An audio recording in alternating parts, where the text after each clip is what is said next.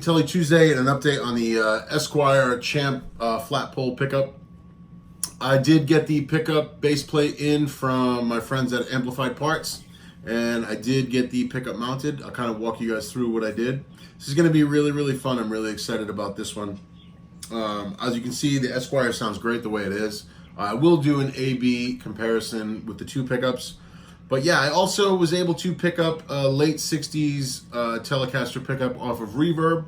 I got a really great deal, and I thank the guy that I bought it from. It was super nice, all original pickup, just to have some fun, just to have some spare parts, and do some testing. That's what we do. I'm a fan of making little projects for myself, and messing around with these guitars. This Esquire is going to be mine. It's not going anywhere. It's just got the greatest vibe and feel.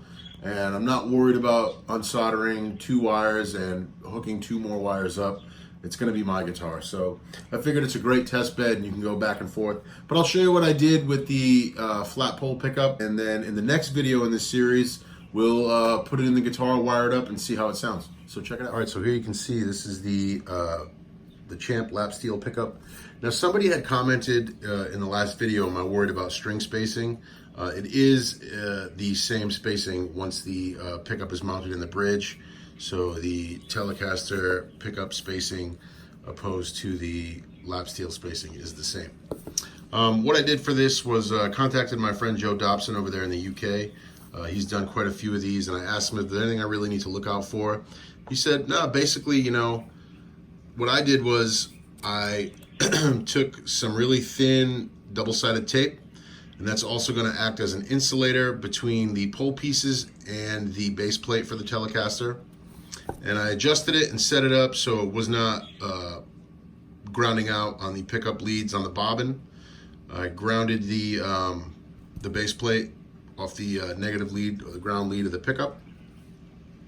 This base plate is vintage, correct to the proper thickness. And then we are working. What I did was I saw where the pickup lined up through the Telecaster bridge mounting holes here and here, and I just went slow with the drill bit, and these are tapped for 632 threads.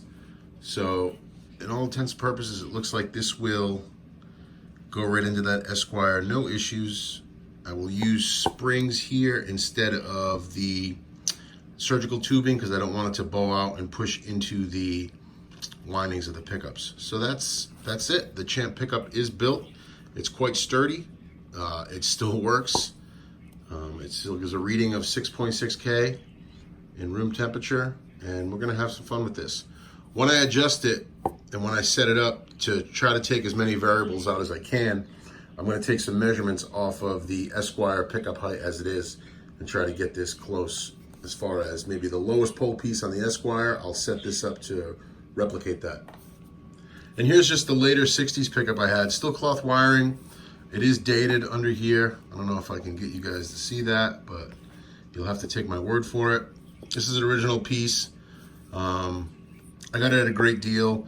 The base plate wire was broken off there, and that's fine. I took care of that myself, but it's all original winding. You can see how they wrapped it with rope as sort of some protection. And yeah, it's just a late 60s Telecaster pickup. Great to have a spare, great to have a backup. Very similar to the the Esquire pickup from 57, my 59 Telly, it's even much more similar to that. The pull pieces are quite similar, just they use a different style winding wire on the pickup. But other than that, yeah, that's where we're standing. Next video, we're gonna put this pickup into the 57 Esquire and see if we can get some Blackguard tone.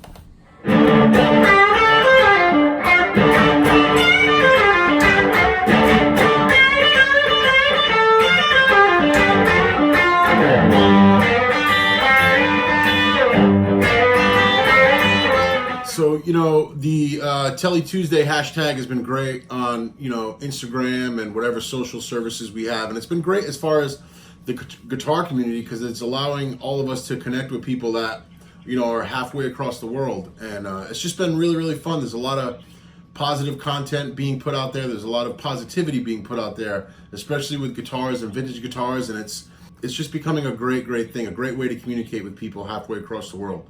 I want to give a shout out to my friend Rich. He is the admin for a site on Instagram called Blackguard Logs. And it's basically a database for Blackguard Telecasters, you know, 50 to 54. And he just sent a letter. He said, thanks for the follow and all the great YouTube content, Rich. And, you know, he gave me a few stickers for the YouTube channel. You know what I mean? Check these out. So I'm gonna put his name down below and his address down below. I wish you guys could go over and give him a follow, because if you're into just vintage guitars, the stuff they are finding and the stuff they're posting and dating and basically doing this archaeology on is just incredible. Some of the most amazing guitars, left-handed guitars, non-truss rod guitars, just incredible stuff.